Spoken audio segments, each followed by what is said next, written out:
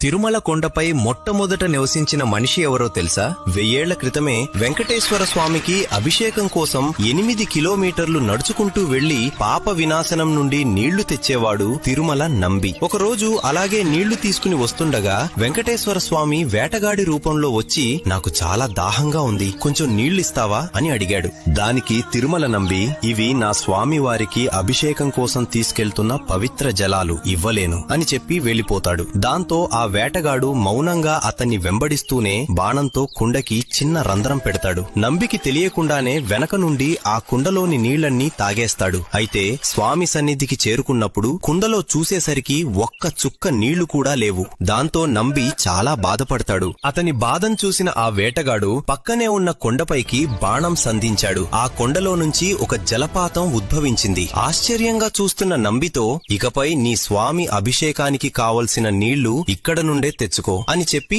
ఆ వేటగాడు మాయమైపోయాడు. ఆ జలపాతాన్నే నేడు మనం ఆకాశగంగా అని పిలుస్తున్నాం. అప్పుడే నంబికి అర్థమైంది, ఆ వేటగాడు మరెవరో కాదు, స్వయంగా తిరుమల వెంకటేశ్వరుడే. ఆ రోజు నుంచే తిరుమల నంబి ఆలయం పక్కనే చిన్న ఇల్లు కట్టుకుని తిరుమల కొండపై మొట్టమొదటి నివాసిగా నిలిచిపోయాడు. ఫ్రెండ్స్, గోవిందా గోవిందా అని కామెంట్ చేసి ఛానల్ కి సబ్స్క్రైబ్